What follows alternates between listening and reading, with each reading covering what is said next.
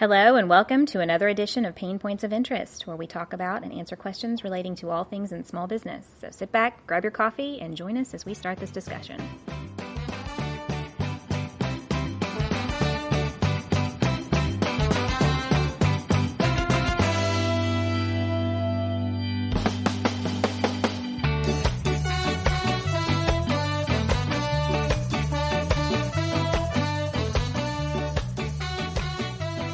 All right, I'm Sarah Harbuck, and with me is Ray Coleman. He's filling in for Michael Payne this week.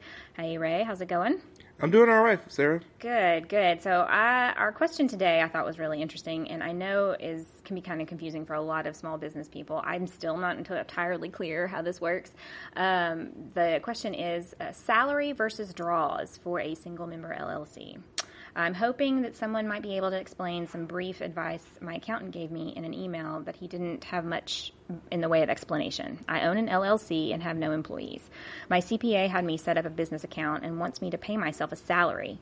As far as I understand, the reason for this is it lets the IRS treat me like an S-Corp and save a lot in taxes. I don't understand how much my monthly earnings how I should pay myself, what my minimum personal expenses should be, et cetera, et cetera. So he goes on to list some more things that are more technical. But if you're going to be an S-Corp and you pay taxes like an S-Corp, shouldn't you set your business up like an S-Corp from the get-go? That's why I'm a little confused. If you're an LLC, let's break it down by that. If the straight LLC, you're a single member, or even if you have a couple of contract even employees. A couple of single member or two or three member LLC, it works pretty much the same way. So what would you do? A salary, or would you do an owner draw? Having done this, I can say with complete certainty that you should absolutely pay yourself a salary. Yeah. Because if you do owner draw, there are two things that aren't you taxed differently on that? Happen. It's not you're not really taxed differently, but you are.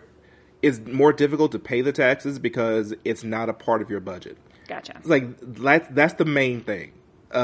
Two things happen when you do owner draw.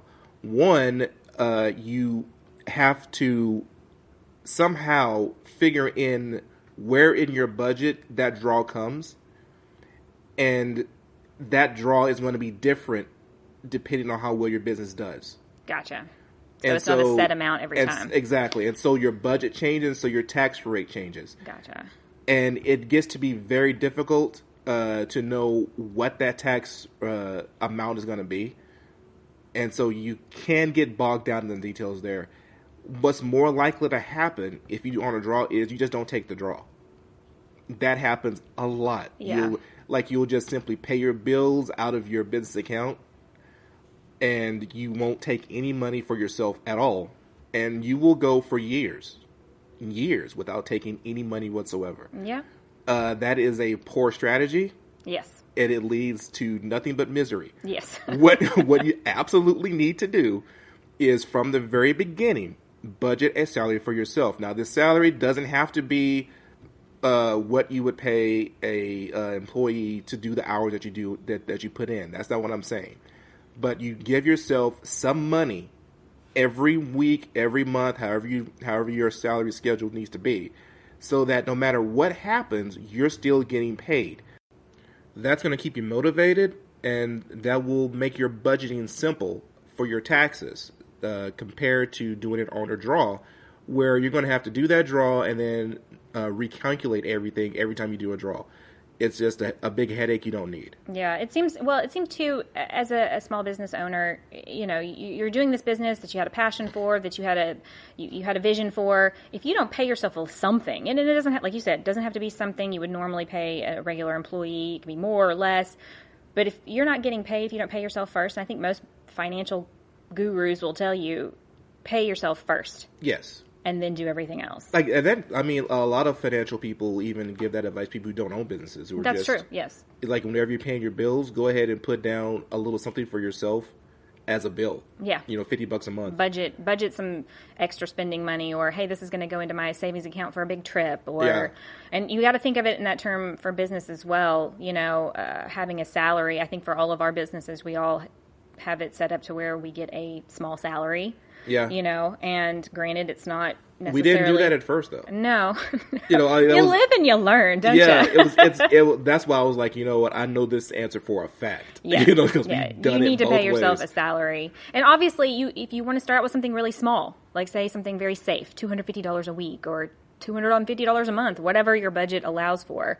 And then obviously grow that as your business grows, so that way you start off in a safer environment. Obviously, you want to start a business where you have some operating capital and all of that jazz, and it also helps you this way, because now if you start to lose money and you have to put money back into the business, that goes in on your taxes as well. And so when you lose money, you win on the tax side. Yeah. Yeah, I mean, it's weird how that works. Yeah, it's kind of backwards, isn't it? Yeah, it's a little odd, but it's one of the things that the tax code actually does for small businesses that actually works. Yeah. So we know it's difficult. We know getting started is going to be a problem. We know for 3 to 5 years, you could be operating at a negative, and so we're going to make that negative a little bit less negative. Yeah. Yeah. And so, take advantage of that. As far as the difference between an LLC and an S corporation, I know that an S corp has to file a business return. Yes. And an LLC does not file a business return. We all file individual. Yeah, that's right. So I know that is. I don't know what the different advantages between the two are. I mean, we were an LLC for a while, and then our accountants and CPAs and lawyers and what have you told us, like, oh, you should probably do an S corp. It's going to benefit you in the long run tax wise. And they explained it to us, and I got to say, it went in one ear and went out the other. Yeah, I still I've heard this discussion. I just was like, I trust you. You're the professional. You're telling me this is going to be best for me. Okay, then I'm gonna believe you. I discussed this with probably three or four different tax professionals, and I still don't remember what the difference between the two. I do know that difference. I do know that LLC gives you protections for your personal assets. S Corp also does that. I know that LLC gives you purchase protection, so that your anything that you pay for out of your LLC, even if it's your individual money, that is still a pre-tax payment per se, so that you don't have to. So you're not getting double taxed on it. Paying sales tax and federal tax. Yeah. I still don't know. Yeah. Like the S corp, I'm guessing that the S corp is since it's its own entity and its own. It's not related to you as an individual. It's not related to you as an individual, so that it maybe gives you a different tax benefit. Yeah. Is the only thing I think. And also, I think probably if somebody tries to sue you, they're suing the company and not you directly. I know LLCs like that too, but I think it's a little more nuanced. Maybe it's a little bit more straightforward with an S corp. I'm honestly not sure. Like I really can't answer. Somebody who knows more about S corps than we do, please enlighten us because we'd like to know. Well, just about the tax part of it, it's like I've told people for weeks and weeks, like just hire professionals, and obviously you need to do your research and make sure that the people you're hiring are legit and they're certified, and that you're not just turning your money over to some con artist, but they're gonna give you the right advice. We were an LLC, and then they were like, you know what, you're gonna be better benefited if you switch your entire business structure to an S corp.